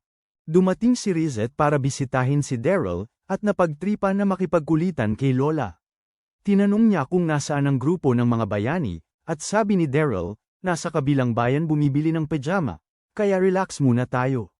Tapos napansin ni Daryl ang medalya ni Rizet at nagtanong, teka, espesyal na sugo ka na ngayon. Gaano ka-importante yan? Sagot ni Rizet sa kanya, pareho ng ranggo ng 4 na general. Nagpasalamat siya kay Daryl, sinasabing dahil nalutas ang buong problema sa Mithril kaya siya na-promote. Dagdag pa niya na hindi pa nga dati umiiral ang posisyon na ito, dahil nandyan si Daryl. Ngayong wala na si Daryl, kailangan nilang gumawa ng ganitong papel. Sa mismong gitna niyon, dumating si Zebby Antis, sinisita siya dahil pinalalabas niyang hindi ginagawa ng mga general ang trabaho nila. Sinabihan niya ang 3 matang manloloko na mag-ingat sa pananalita niya. Umupo talaga siya sa walang gulugad na paslit na parang upuan at sinabihan itong tumahimik dahil ang upuan ay hindi nagsasalita. Tapos, binabalaan niya itong asahan ng kaparusahan, dahil alam niyang kung nasaan si Daryl at nanahimik lang habang hinahanap siya ni Daroya. Pumasok si Malika, nakita ang mga bisita, at nagpas siyang mag-host. Habang pumapasok siya para kumuha ng kung ano, sinabi ni Zebby Antis kay Daryl na matagal na silang hindi nagkita, at noong huli, siya ay parehong walang kakayahan at karaniwang itsura lamang. Bumalik si Malika, nakita si Zebby Antis na nakaupo kay Rizet, at nagalit. Binato niya ng tapo ng alak ang ulo ni Zebby Antis at sinabi sa kanya na may upuan naman na maaaring gamitin. Nang makaupo na ang lahat, tinanong ni Daryl kung bakit naroon si Zebby Antis. Sinabi niya na nagkataon lang na nag-cruise sa mga landas nila, ngunit ang tunay niyang pakay ay ang Mithril. Sinabi niya na ang anumang may kaugnayan sa Mithril ay dapat hawakan ng alalay na may 3 mata, pero wala itong sinasabi, at gumugulo na ang lahat, kaya pumunta siya para tingnan ito mismo. Si Zebby Antis ay isang napakahusay na salamangkero ng hangin, at mataas ang antas. Ang mga tulad niyang gumagamit ng mahika ay kayang itago ang kanilang presensya sa hangin. Inuutusan niya si Daryl na ibigay ang lahat ng Mithril na nasa kanya. Magalang na tumanggi si Daryl. Sabi niya siya ang namamahala ng Mithril, pero nagpakita ng magandang intensyon at tunay na pagsisikap si Rizet, kaya nabuo ang kanilang kasunduan. Hindi niya ito maibibigay sa kanya. Tumayo siya ng tuwid, sinasabing kailangan niyang matuto ng mga asal. Humakbang si Malika, at nagsimulang manginig ang mahinang demonyo. Iminungkahi ni Rizet na lumabas sila para magpahangin, at pagkalabas nila, nagpaputok si Zebby Antis. Tinanong niya kung bakit ipinadala ni Daryl ang nakakatakot na babae mula sa baryo sa kanya, at habang sinusubukan itong pag-usapan ni Daryl, sinabi niya na mag-uusap sila pagkatapos niyang sipin ang kanyang puwet. Sinabi ni Daryl kay Rizet na huwag makialam kapag lumaban siya sa isang 4 na general, maaari niyang mawala ang kanyang posisyon. Nagtanong si Zebby Antis kung hindi ba nahihiya si Daryl na umasa sa mga sandata bilang isang demonyo. Tumalon siya at susugod sana ng saksak, ngunit sa huling segundo ay nagpalit siya sa isang saksak na pahapyaw at napunta ang kanyang talam malapit sa kanyang leeg, napagtanto na maaari sana siyang namatay. Sabi ng walang hiyang bata na hindi yun bibilangin. Sabi niya nagpagan lamang siya, at gusto niya ng rematch. Pagkatapos na magsunod-sunod na matalo ang payaso at ayaw pa ring tanggapin ang pagkatalo, nagpasya siyang wasakin ang buong nayon para hanapin ang Mithril. Ginagamit ni Daryl ang Skyren para lamunin ang kanyang Geostorm, at ang kaawa-awang demonyo ay muling natatalo sa kung ilang pagkakataon na. Bago siya bumagsak, may mga pangyayaring naganap na humantong sa pag-aalok ni Daryl ng Mithril na may takdang halaga. Bilang kapalit, sinabi niya na panatilihing lihim ang tungkol sa kanya, kay Rhyzite, at sa nayon. Dahil wala na siyang ibang pagpipilian, pumayag siya, at nagkasundo sila. Humingi siya ng sandata na katulad ng kanyang Mithril Sword. Sinabi niyang hindi niya maaaring makuha ang eksaktong pareho, ngunit maaari silang gumawa ng bagay para sa kanya. Ipinakilala niya siya kay Sekai at sinabi na gusto niya ng isang bagay na katulad nito, ang espada ni Ermi. Nauubos na ang oras, kaya sinabi ni Rhyzite na babalik na siya, at doon naalala ni Daryl na malapit nang bumalik ang grupo ng mga bayani. Masama kung magkasalubong sila sa apat na general, kaya nagpasya siyang antalahin sila habang si Sekai ay naglalaan ng panahon sa pagkuha ng order ni Zebiante at pinananatili siyang abala. Nakatagpo ni Daryl ang grupo ng mga bayani at nagbigay ng mga gawain upang pabagalin sila. Pagkatapos na matapos ni Lady ang kanyang 1,000 pag-indayog ng espada, pinayagan siya ni Daryl na maglinis. Nang sa tingin niya ay ligtas na siya, nakasalubong niya si Sekai sa banyo, at humingi ng paumanhin si Sekai sa hindi pagtatagal. Pumasok si Lady sa banyo at natagpuan si Zebiante doon. Umupo siya sa tabi niya at napagtanto na siya ang general ng hangin. Nakikinig ng palihim si Daryl, at nang magbabanggayan na sila, sumugod siya para pigilan sila, napunta ang mga kamay sa hindi dapat, kaya ang masama ay tinamaan ng 2 suntok sa mukha. Nang gabing yun, tensyonado ang hapagkainan habang nakaupo si Daryl sa tapat ni Zebiante at Lady. Tinanong ni Lady kung bakit siya nakikipagkaibigan sa isa sa 4 na general, at dahil walang lusot, isiniwalat ni Daryl ang lahat. Sinabi niya kay Lady na isa siyang tao na pinalaki sa mga demonyo, na ikinagulat ng lahat. Sinabi ni Malika na alam na niya dahil sinabi niya ito sa kanya pagkatapos niyang mag-propose. Sinabi ni Lady na naiintindihan niya, tapos tinanong niya kung bakit narito si Zebiante. Sinabi niya kay Zebiante na bumalik na siya sa teritoryo ng mga demonyo. Kung mahalaga sa kanya ang kanyang buhay, at sumagot si Zebiante, sinasabi kay Daryl na paamuin ang kanyang alipores. Habang sinusubukan silang payapain ni Daryl, ibinagsak ni Malika ang isang kaldero ng nilaga at sinabi na kung lubusan silang maglalaban, magkakaintindihan sila. Pareho silang pumayag sa isang duelo. Nag-alok si Daryl na maging saksi, ngunit pinangako sila na huwag magpatayan. Tumanggi si Zebiante kung maglalaban sila. Gusto niyang magbigay ng buong lakas. Nang marinig yun, nagbanta si Daryl na putulin ang kanyang supply ng Mithril, at pumayag siya. Ang duelo ay gaganapin kinabukasan sa isang kapatagan sa kanlurang kagubatan. Pagdating nila, nakita ni Daryl si Sekai na nakakubli sa pagitan nilang dalawa. Napilitan siyang gumawa ng sandatang Mithril magdamag para kay Lady. Nagsimula na ang laban. Si Zebiante ang unang sumugod, pero pinigil ito ni Lady gamit ang Skyren. Sumugod si Lady gamit ang kanyang espada, at hinarang ni Zebiante gamit ang kanyang mga pakpak. Tabla sila, nagpapalitan ng harang, hanggang sa pinasabog ni Lady si Zebiante sa lupa at ibinagsak ang kanyang espada malapit sa kanyang mukha. Ngumisi si Zebiante at sumagot gamit ang kanyang malakas na atake, Symphonic Laser. Pinaputok ni Lady ang Skyren para pigilan ito. Nagtayo si Saddam ng harang sa paligid ng mga manunood, at habang nahihirapan siyang panatilihin ito, itinayo rin ni Daryl ang kanyang sariling harang, na ikinagulat niya. Parehong pagod na ang mga manlalaban. Nakalusot si Gran mula sa mga bisig ni Malika at tumakbo papunta kay Lady, ngunit isang bato ang kumala sa ere at lumipad papunta sa kanyang maliit na ulo. Sumugod si Daryl at hinablat siya, habang pinasabog ni Lady at Zebiante ang bato. Itinigil ng 2 hayop ang laban pagkatapos noon. Sinabi ni Lady kay Zebiante na, sa gitna ng laban, naramdaman niyang wala sa kanila ang gustong pumatay. Dahil doon, mas naging malapit silang dalawa. Sinabi ni Sisha kay Daryl na nakasalubong niya ang pinakabaliw na lalaki sa kanyang paglalakbay sa gulat. Si Alonso pala. Sumilip si Zebiante sa pinto at sinabi kay Alonso na takpan ang dibdib niya. Wala siyang ideya kung sino ang lalaking ito, kaya ipinaliwanag ni Daryl sa kanya. Nakaligtas si Alonso sa nagliliyab na atake ni Gran Barza, nang walang tigil na nakapapasong mga sigaw. Para siyang isang makinang pangdigma. Walang luha, walang dugo. Nagsimulang magtipon ang mga bata sa baryo sa paligid niya, at hinarang ni Daryl si Zebiante, naghahanda sa posibleng pag-atake, ngunit biglang nakipaglaro si Alonso sa mga bata na parang recess. Talagang nakakagulat. Inanyayahan ni Daryl si Alonso sa kanyang bahay, habang nanatiling nakatago si Zebiante sa likod niya.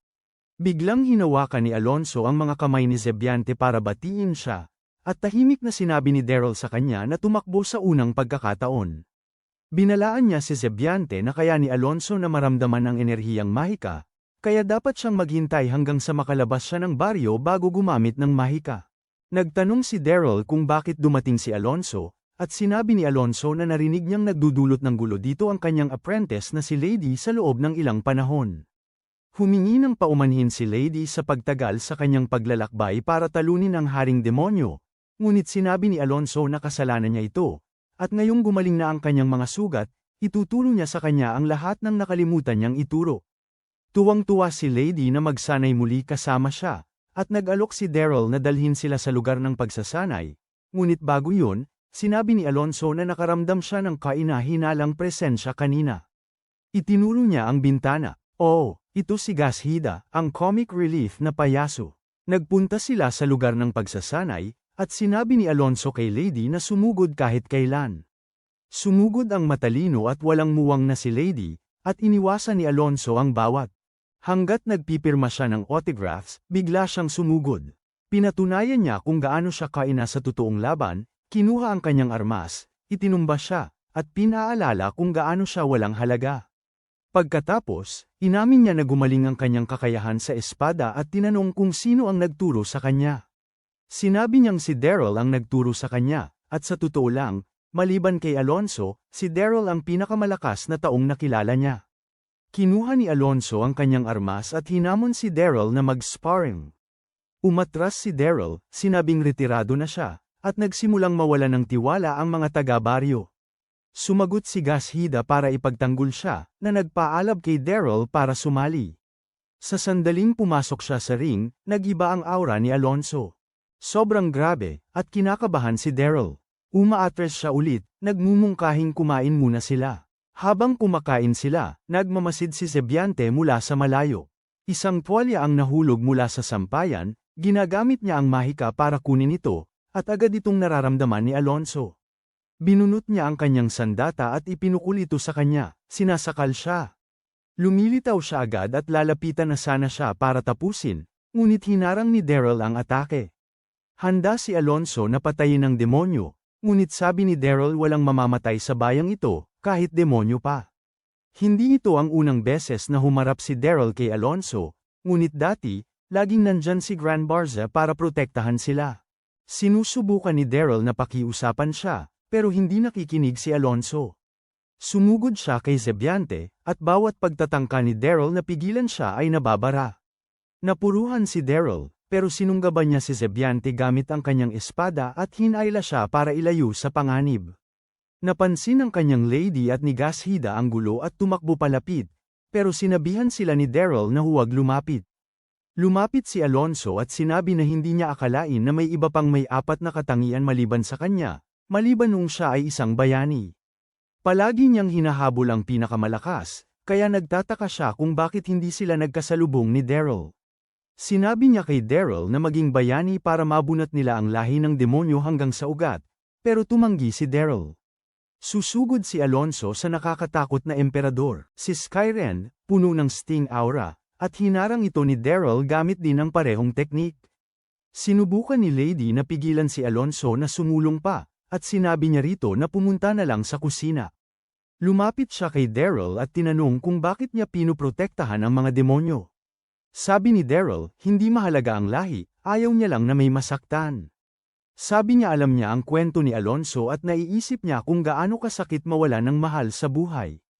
Idinagdag niya na mahalaga rin sa kanya si Zebiante na nanginginig sa likod niya, at masasaktan siya kung mawala ito. Tanong ni Alonso kung bakit niya pinapahalagahan ang mga demonyo. Sabi ni Daryl ay, dahil pinalaki siya ng mga demonyo. Nakaharap ni Gran Barza ang haring demonyo, at sa pagkakataong ito ang haring demonyo ay mukhang demonyo talaga, hindi bata. Sabi niya kay Grand Barza, ang anyo niya ay sumasalamin sa kung sino ang tumitingin sa kanya. Ibig sabihin, mas lumakas si Grand Barza, kaya nakakatakot siya sa paningin niya, at mahina si Bash Barza na parang ipis, dahil nagmukhang bata sa kanya ang haring demonyo. Hiniling ni Grand Barza sa haring demonyo na tanggalin sa trabaho ang anak niyang si Bash Barza. Nagtanong ang haring demonyo kung bakit, at sabi ni Grand Barza na ang anak niya ay isang bigo at nagtago ng mahigit 1 taon, iniwan ang kanyang mga tungkulin bilang isa sa 4 na general. Nagbabala ang haring demonyo, makakasama ito sa kinabukasan ng kanyang anak, at sang-ayon si Grand Barza, pero sabi niya para ito sa ikabubuti ng hukbo ng hari ng demonyo. Sinita siya ng hari ng demonyo, sinabing galit lang siya dahil natanggal si Daryl sa trabaho. Sinabi niya kay Grand Barza na nasa Lux Village si Daryl, isang baryo ng mga tao sa timog kanluran ng kaharian ng demonyo. Nanirahan na doon si Daryl at malamang na ayaw nang bumalik. Dagdag pa ng hari ng demonyo na nabalitaan niyang kay Daryl daw ang lahat ng 4 na uri ng aura tulad ng nakaraang bayani, at natigilan si Grand Barza, naalala ang huling mga salita ng general ng tubig, si Bezetan. Sinabi ni Bezetan na may iniwan siyang isang bagay na maaaring isang lihim. Sandata laban sa bayani, at iyon ay si Batang Daryl. Sinabi ni Daryl kay Alan Seal na natagpuan siya ni Bezetan 33 taon na ang nakalipas at ipinagkatiwala siya kay Grand Barza, na nagpalaki sa kanya. Si Bezetan pala ang sumalakay kay Alan Seal noon, at sa wakas ay nag-sink in kay Alan Seal. Tinanong niya si Daryl kung ilang taon na siya, at sinabi ni Daryl na 33. Hindi maisip ni Daryl yun sa buong panahon hanggang sa yakapin siya ni Alan Seal at sabihing anak niya siya.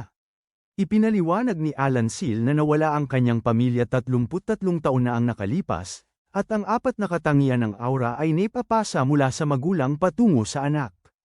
Nakita niya ang isang demonyo sa tuktok ng bundok at nagpakawala ng atake, ngunit si Grand Barza. Hinaharangan ito. Lumapit si Grand Barza at sinabi kay Daryl na mas lumakas siya. Inilabas ni Alan Seal ang kanyang sandata, handang sunugin si Grand Barza, pero pumagitna si Daryl para pigilan ang away. Sinabi niya kay Alan Seal na gulong-gulo siya matapos marinig na anak niya siya, at malaki ang utang na loob niya kay Grand Barza sa pagpapalaki sa kanya, kaya dapat hayaang magsalita si Grand Barza. Sinabi ni Grand Barza kay Daryl na napagtanto niyang tao siya noong siya'y 5 taong gulang at hindi makagamit ng mahika. Sinabi niyang nagdalamhati siya tungkol dito pero hindi niya kayang bitawan ito. Niyakap ni Grand Barza si Daryl at sinabi sa kanya na siya ang ipinagmamalaki niya sa buhay at ang dahilan kung bakit gusto niyang lumakas. Ibinabagsak ni Alan Seal ang kanyang sandata at sinisisi si Grand Barza sa pagnanakaw ng panahong dapat sana ay kasama niya ang kanyang anak, ang panahong dapat sana ay ginawa niyang lakas. Sabi niya, ang puot at galitang nagpatapang sa kanya, at kahit buhay pa ang kanyang anak, hindi na kailanman maibabalik ang panahong dapat sana ay magkasama sila. Sinasabi ni Grand Barza kay Alan Seal na hindi niya kailangang pasanin ang puot na yon, at sa halip ay ipadala niya ito sa kanya. Sabi niya, ang ginawa ni Bezetan ay talagang kasuklam-suklam, at kailangan niyang panagutan ang krimen ng kanyang kasama. Pinulot muli ni Alan Seal ang kanyang sandata at sinabi na siguro ang kanyang paghihiganti ay talagang itinadhana na magtapos ng ganito. Sa kanilang dalawa na nag-aalab at handang baguhin ang mapa, alam ni Daryl na siya. Kailangang pigilan ito, ngunit alam din ng Hangal na hindi tama kung nais ni Grand Barza na magbayad sala. Alam din niya na wala siyang karapatang pigilan si Alan Seal sa paghihiganti, at habang sinusubukan niyang malaman ito gamit ang IBM 650 na tinatawag niyang utak, pinapawi ni Melika ang init ng ulo sa pamamagitan ng pagbuhos ng tubig sa kanila. Sinasabi niya sa kanila na huwag ipakita sa kanilang mga apo ang kapangitan ng pag-aaway dahil sa galit, at pareho silang natigilan. Ipinakita niya sa kanila ang anak ni Daryl, at salamat sa kanya, alam na ni Daryl ang susunod na gagawin. Lumapit siya kay Grand Barza at sinabi sa kanya na manatiling buhay anuman ang mangyari, kung gusto niya ang kaligayahan ni Daryl. Sinabi niya kay Alan Seal na gumugol ng oras kasama ang kanyang apo. Alam na hindi na niya maibabalik ang panahong nawala sa kanya kasama ang kanyang anak. Doon naman sa kaharian ng demonyo, naghahanda si Bash Barza para sa isang pagdiriwang dahil balak niyang maging pinakadakila sa 4 na general, at pagpasok niya sa bulwagan, nagtataka siya kung bakit wala pa ang lahat. Sinabi sa kanya na walang darating, at tinanggihan nilang lahat ang kanyang imbitasyon. Sinabi rin sa kanya ng receptionist na nakipagkita na ang kanyang ama sa haring demonyo at nakiusap na tanggalin siya dahil sa sobrang pagkabigo niya.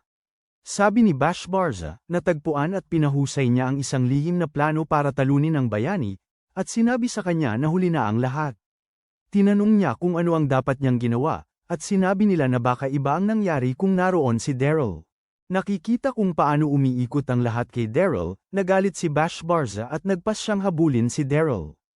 Habang naglalaro sina Gran Barza at Alan Seal kasama si Gran, nagsimulang umiyak si Gran, at dinala siya ni Malika para palitan ang kanyang lampin. Tinawagan ni Daryl si Rizet, at lumabas na gusto siyang kausapin ni Gran. Sinabi ni Gran kay Rizet na inaatake siya ng isang lalaking may balbas, at sinabi ni Rizet sa kanila na ipasa sa kanya ang lalaking may balbas. Ibinigay ni Daryl ang telepono kay Gran Barza, at ang handgal na si Rizet ay sinabi na haharapin niya ito kung gagalawin nito si Gran. Ibinunyag ni Gran Barza kung sino siya, at walang sabi-sabi, nagsimulang mautal si Rizet, na parang malapit ng damumi sa kanyang pantalon. Pagkatapos ng isang maliit na piging, ikinwento ni Gran Barza kay Alan Seal ang tungkol noong 5 taong gulang pa si Daryl at kilalang bigo sa Mahika. Sinabi ni Alan Seal na sana ay mayroon siyang mga alaala na yon. Ngunit ayos lang dahil pagkatapos makipaglaban kay Daryl at makausap siya, sa wakas ay naintindihan niya. Sabi niya si Daryl ay pinalaki ng isang napakagandang ama, pagkatapos ay iniabot niya ang kanyang kamay kay Gran Barza at pinasalamatan siya sa pagpapalaki kay Daryl bilang isang mabuting tao. Nakipagkamay si Gran Barza, at hindi mapigilan ni Daryl ang pagngiti. Kinabukasan, nakipagkita si Lady kay Alan Seal at hiniling na sanayin siya. Tinanong ni Daryl kung siya pa rin ba ay away matapos malaman na hindi lahat ng demonyo ay masama, at sabi niya gagawin niya dahil kailangang talunin ng bayani ang Demon Lord. Tinatanong niya kung ano ang Demon King sa bayani, at sabi ni Alan Seal na ang Demon King ang pinagmumula ng kasawian sa mundo, at ang pagtalo sa kanya ay magdadala ng panahon ng kapayapaan at kasaganaan. Sabi niya lahat ng bayani sa kasaysayan ay naniniwala noon kapag lumaban sila, pero yun lang ang opisyal na kwento.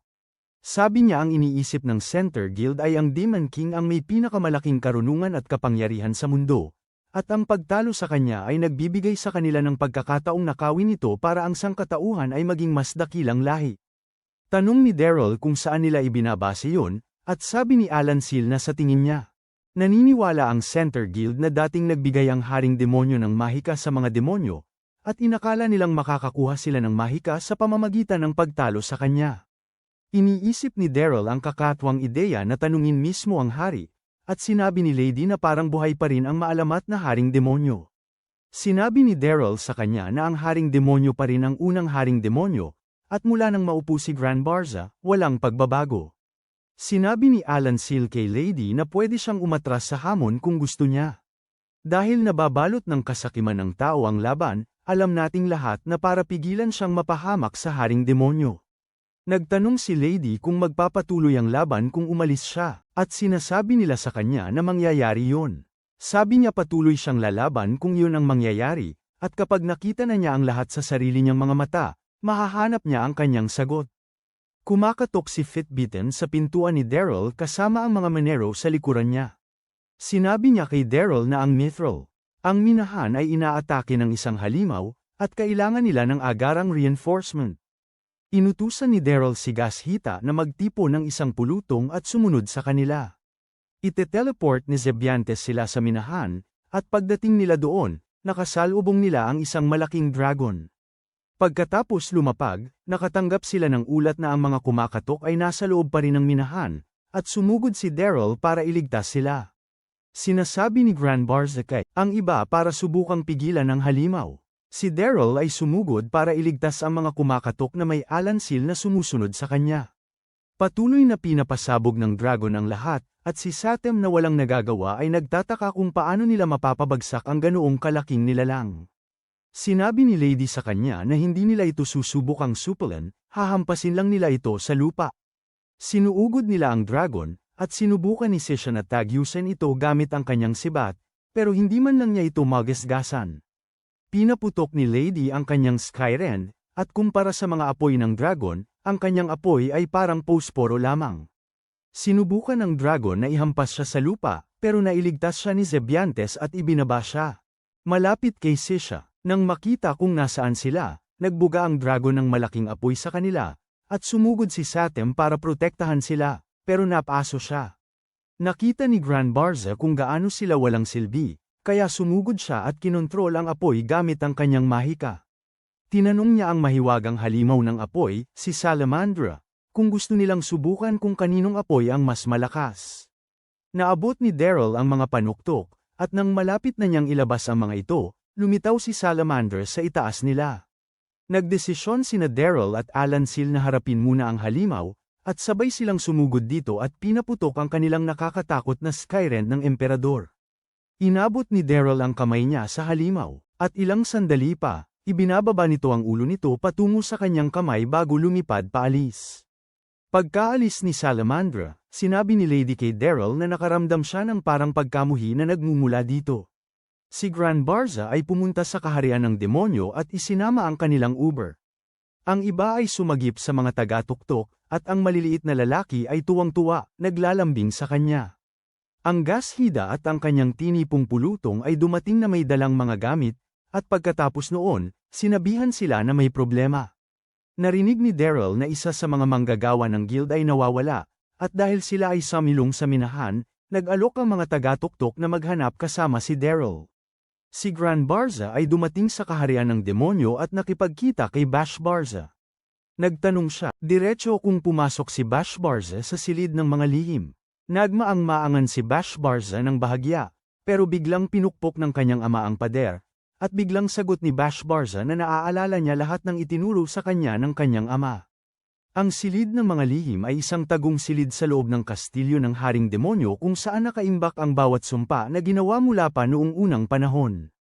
Ang mga sumpa ay mas makapangyarihan, at mas mapanganib kaysa sa anumang mahika sa mundo, at dahil natakot ang mga ninuno ng demonyo sa mga ito, itinago nila ang mga ito.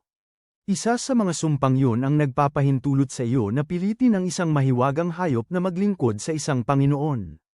Sabi ni Gran Barza nakaramdam siya ng bahid ng kagustuhan ni Bash Barza mula sa Salamandra na nakita niya sa minahan.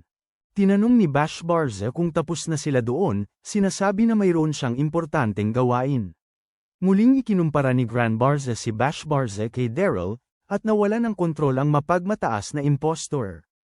Sinabi ni Gran Barza na ginagamit niya ang hex na tinatawag na Spirit Synchronization Magic. Ipinaliwanag niya na ang hex ay nagpapahina sa katawan ng gumagamit at unti-unting sinisira ang isip, na nagpapalabong sa pagitan ng sarili at ng iba. Dahil nakita niyang gumagamit ng hex ang kanyang hanggal na anak habang nagsisilbi bilang isa sa 4 na general, galit na galit si Gran Barza, at nang akmang sasaktan niya, tinawag ni Bash Barza si Salamandra. Tumungo si Bash Barza papunta sa dalawa, mga bayani, naglalayong sabay silang talunin at makamit ang bagong tagumpay. Samantala, sina Daryl at ang mga kasama ay malalim sa loob ng tunnel na naghahanap sa nawawalang manggagawa ng guild nang biglang lumindol. Babalik na sana sila nang may isang tinig na nagsabing maghintay. Isang malaking mukha ang lumabas mula sa pader, at nagtanong kung kilala nila ang isang lalaking nagngangalang Daryl. Sinubukan tumakbo ng ating bida, sinasabing hindi niya kilala ang taong yun, pero hinarang siya ng mukha. Sinabi nito na nasunog ang katawan nito ng kanyang dating kaibigan, si Salamandra, at kasalanan yun ni Daryl. Sa wakas umamin si Daryl, at kahit ang mukha ay hindi matukoy kung siya ay duwag o sadyang matapang. Humingi ng paumanhin si Daryl sa anumang problemang idinulot niya, at ipinaliwanag ng mukha na ang Salamandra ay sumasalamin sa galit ng naghagis. Sinabihan nito si Daryl na ilabas ang bahagi ng kanyang katawan na tinatawag ng lahat na mithril. Ipinakita ni Daryl ang kanyang espada, at ang mukha ay namangha sa ganda ng naging katawan nito. Inabot nito para gantimpalaan si Daryl. Iginawad nito sa kanya ang access ng admin, paumanhin. Pinalaya nito ang ilan sa mga hadlang sa loob ng istrukturang mithril, at ibinalik ang espada. Tinanong ni Daryl kung sino ito, at sumagot ito, ang mahiwagang halimaw na lupa, si Gigantamakia. Bago ito naglaho, binalaan nito si Daryl na ang nayo ng Lux ay malapit ng maging larangan ng digmaan.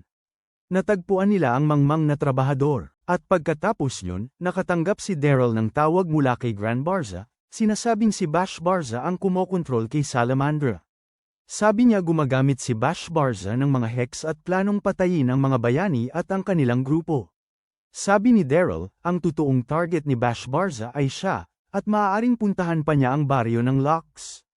Pinalikas ang mga taga-baryo, at sinabi ni Daryl sa Guildmaster na bantayan ang lahat. Sa wakas, lumitaw si Bash Barza sa baryo sa gabi. Itinapon niya ang isang bowl ang apoy sa langit, at sabi ni Alan Seal, yun daw ang malawakang pagpuksa na mahika ni Grand Barza. Dagdag pa niya na depende sa kung paano mo gagamitin ang teknik na yon. Maaaring sumipsip ng buhay ng gumagamit. Sinusubukan ni Daryl na makipag-usap, pero napansin ni Bash Barza ang singsing sa kamay ni Daryl. Sabi niya papatayin niya muna ang babae ni Daryl, tapos susunugin ang buong baryo. Sabi ni Daryl pipigilan niya ito kahit ano pa ang mangyari. Nagsimulang lumipad pataas si Salamandra, naghahanda para wasakin ang buong baryo, pero hinayla pabalik ito ni Daryl gamit ang kanyang letigo, at hinayla pababa ni Zebiantes. Sabi ni Daryl sa iba na asikasuhin ang halimaw habang hahabulin niya si Bash Barza. Dinala niya si Bash Barza sa ibang lugar at tinanong kung bakit niya ito kinasusuklaman. Sabi ni Bash Barza hindi ito pagkasuklam, pangarap niya na wakasan ang digmaan ng tao at demonyo. Sabi niya pinasugod niya si Salamander sa minahan ng Mithril para ilabas si Daryl.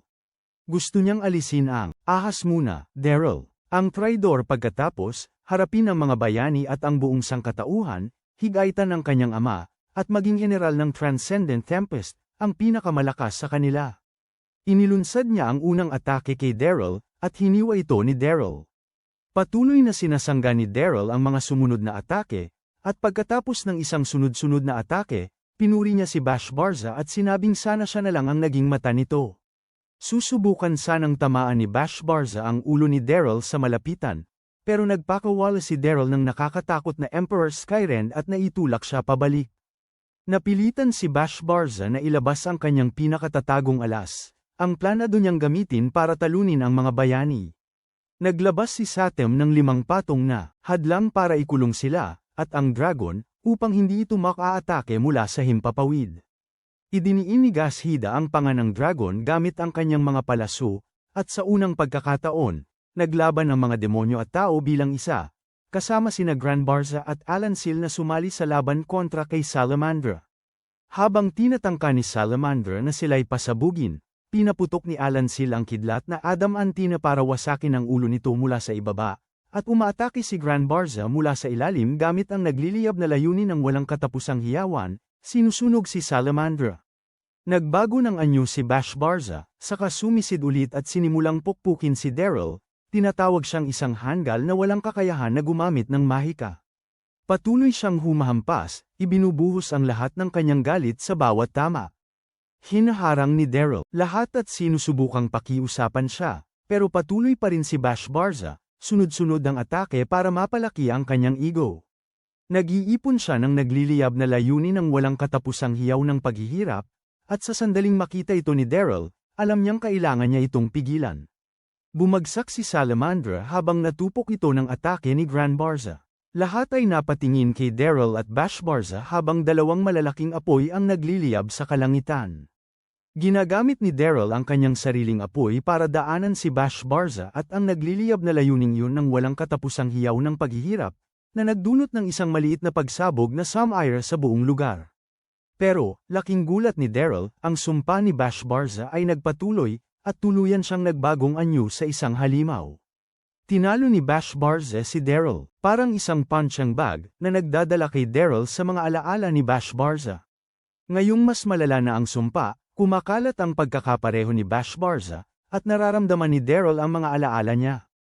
Noong 10 taong gulang si Bash Barza, sa isang bihira na pag-uwi ng kanyang ama, tumakbo siya para salubungin ito pero nakita niya si Daryl na nakatayo sa tabi ng kanyang ama. Sinabihan siyang tawagin si Daryl na kanyang nakatatandang kapatid, at dinurog nito ang puso niya, dahil sa lahat ng panahong ginugol niya sa paghihintay sa kanyang ama, naroon pala si Daryl. Gusto ni Bash Barza na sumali sa hukbo ng Demon King para makasama niya ang kanyang ama, pero pinigilan siya ng kanyang ina at ipinadala siya sa Magic Academy. Nagtapos siya bilang pinakamagaling sa klase para mapalapit sa kanyang ama, pero naroon pa rin ang halimaw na yun, kahit sumali na siya sa hukbo ng Demon King. Napagtanto ni Daryl na mag-isa si Bash Barza sa buong panahong ito at sinisisi ang sarili dahil walang siyang ginawa. Sinusubukan niyang isipin kung ano ang gagawin, at lumayo si Bash Barza. Hinalang narinig ni Daryl ang kanyang iniisip.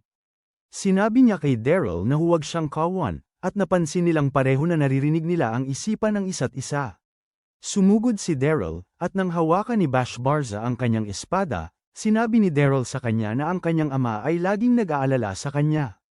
Tanong ni Bash Barza kung paano maiintindihan ni Daryl. Sabi ni Daryl na may kilala siyang katulad niya. Ipinaliwanag niya na ang dating bayani, si Alan Seal, ay naniniwalang ninakaw ni Gran Barza ang kanyang anak. Sabi niya, lagi siyang balisa dahil hindi siya pamilya at hindi makagamit ng mahika, kaya ang kaya lang niyang gawin ay iwasan ang magdulot ng problema at panatilihing nakangiti hanggang sa makilala niya ito.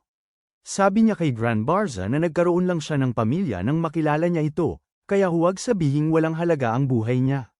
Sabi ni Daryl kay Gran Barza na magiging suporta siya nito, katulad ni Gran Barza sa kanya noong bata pa sila, kaya sana'y tanggapin siya. Ang kontrabidang nagsasanay ay sa wakas lumambat at bumalik sa kanyang anyong tao, at nang hahawakan na sana niya ang kamay ni Daryl, biglang sumingit si Salamander na, hindi pa tapos. Nagsisimula itong sumipsip sa malawak na saklaw ni Bash Barza, sa lamangkang paglipol, na nangangahulugang nasesire ang Gayuma at kumakawala ang tunay na lakas ng halimaw. Nakita ito ni Bash Barza at sumugod kay Salamander, saka nakipagsanib dito gamit ang Gayuma ng pag-iisa ng katawan para makontrol niya ito kahit panandalian. Nagbabala si Gran Barza na nakamamatay ang Gayuma at sa huli ay sasakop kay Bash Barza. Dahil isinuko na ni Bash Barza ang kanyang buhay at masaya na nakausap niya si Daryl, inagaw siya ni Gran Barza mula sa likod ni Salamander at siya na ang kumontrol. Tumalon si Alan Seal at sumalakay gamit ang nakakatakot na Emperor Skyrend, na tuluyang sumire kay Salamander. Nagkita si Bash Barza at ang Haring Demonyo, at sinabi talaga ng Hari ng Demonyo sa kanya kung gaano siya kapalpakan at kahihiyan. Humingi ng paumanhin si Bash Barza at sinabing handa na siyang tanggapin ang anumang parusa na nararapat sa kanya, tapos ipinakita ng Hari ng Demonyo sa kanya ang hukay, ang lugar kung saan napunta ang dating 4 na heneral na nagkamali tulad niya. Binigyan niya si Bash Barza ng pagpipilian, magsimula muli bilang isa sa 4 na heneral o bumagsak sa hukay, at ang mayabang na lalaki ay nagpasalamat pa sa Hari ng Demonyo para sa awa at pinili ang hukay. Nang tanungin nila kung bakit, sinabi niya na ang ginawa niya ay hindi mapapatawad at ang pagtakbo mula dito ay walang mababago. Ang Hari ng Demonyo, sinasabihan siyang nakakabagot, sinasabing hahayaan niya sana siyang maging masaya ng 1 segundo tapos ibabagsak siya, pero hindi na mangyayari. Sa halip, binawi ng Haring Demonyo ang plano sa mumurahing kontrabidang ito at pinalayas siya mula sa kaharian ng demonyo bilang parusa sa kanyang mga kasalanan. Paglabas niya, nakasalubong niya ang kanyang ama nang umiti sa kanya. Nagtungo sila sa bahay ni Daryl, at nang ipakikilala na sana ni Daryl si Bash Barza sa kanyang anak, sumingit si Lady at sinabi kay Bash Barza na ang kanyang pananalasa ay nagdulot ng malaking pinsala sa minahan ng Mithril at nakasugat ng maraming tao. Tumayo si Bash Barza at humingi ng tawad. Sinabi niyang gusto niyang pagbayaran ang kanyang mga kasalanan dahil mahalaga sa kanya ang lahat doon. Nakatatandang kapatid na lalaki. Pagkatapos noon, mayroon silang piging, at kinabukasan, umalis si Bash Barza, sinisimula ng isang paglalakbay upang ituwid ang mga bagay.